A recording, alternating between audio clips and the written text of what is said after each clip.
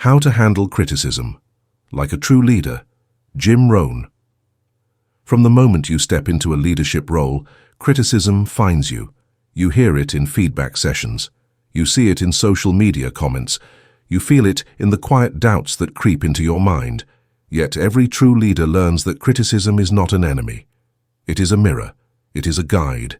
It is fuel for growth. Imagine Sarah, the founder of a small tech startup. She pours her heart into her product. When she opens the beta test results, she reads harsh words. Clunky interface. Ugly design. Feels unfinished. In that moment, she has a choice. She can shrink, she can ignore, or she can lean in. She chooses to lean in. That evening, she sits at her desk with a fresh notebook. She writes down each comment. She reads them without judgment. She asks herself, what can I learn? She spots patterns. Beta users stumble at the onboarding flow. They ask for clearer instructions. The design feels dated. Sarah's heart aches at first, but then she feels something else. Curiosity. Over the next week, she meets with her team. She shares the criticism openly. She invites ideas. She thanks each person for their candor. She sets a rule: no defensiveness, only questions and solutions. In that open space, the team suggests a guided tutorial. They sketch a new color palette. They propose a welcome video. Criticism has become the spark for innovation. Now imagine Daniel, a veteran investor. He coaches founders every week. One of his mentees pitches a bold new service. When Daniel offers feedback, he feels a sting in return. The founder's brow furrows. His tone turns sharp. Daniel could retreat. He could apologize and hold back. But he remembers the principle he teaches: handle criticism with grace. He takes a breath. He says, "Thank you for sharing how that landed. Help me understand what part felt off." The founder softens. They dive into a deeper discussion. What Daniel heard was not rejection. It was a signal to clarify his intent. Criticism often wears the mask of attack. It triggers defensiveness. But every leader learns to pause, to breathe, to ask why. A pause is a leadership tool. It turns an emotional reaction into a strategic response. When you pause, you ask yourself, is there truth here? What can I salvage and what should I discard? Consider Maria, who runs a boutique marketing agency. A longtime client emails a blistering complaint. They say her team's work missed the mark. Maria reads the email twice. She feels heat in her cheeks. She types a reply. Then she stops. She deletes the draft. She writes again. This time she thanks the client. She asks for examples. She schedules a call. On the call, she listens without interruption. She writes notes. By the end, the client feels heard. Maria offers a plan to fix the campaign. She earns more trust than before. In that moment, criticism becomes an opportunity to deepen relationships. It shows you where expectations were unclear.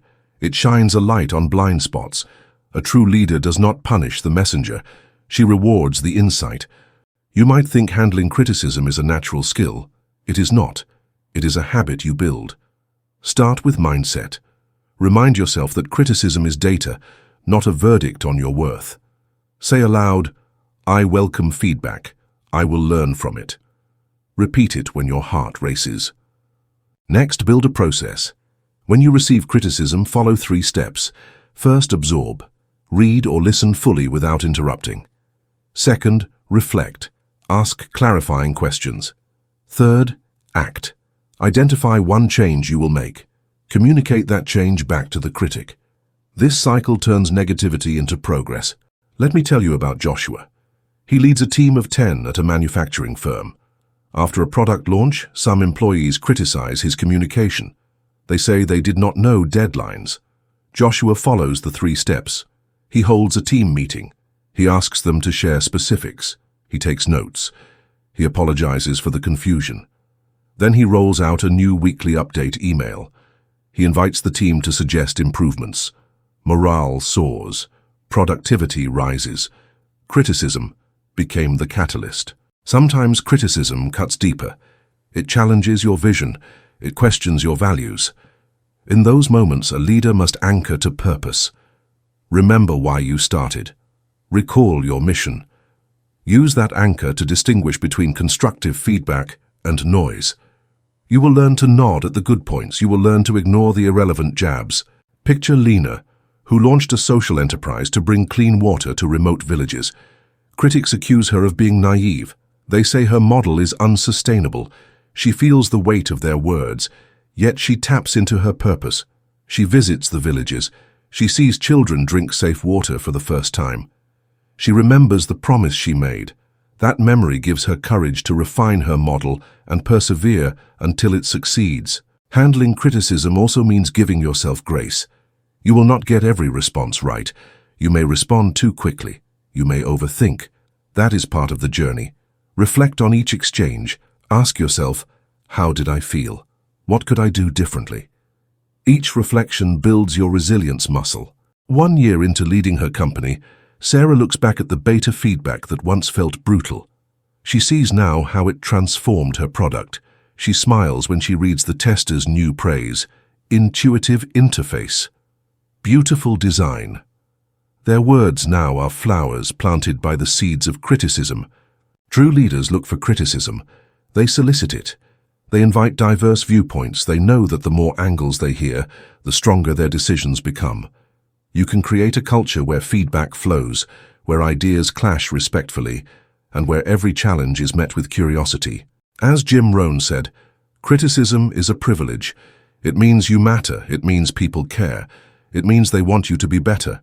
Embrace it. Let it teach you. Let it sharpen your vision. Let it forge your character. So the next time criticism comes your way, pause. Thank the giver. Seek to understand. Apply what resonates, and release the rest. In that practice, you lead not just with your mind, but with your heart. And that is how true leaders handle criticism, with grace, curiosity, and courage.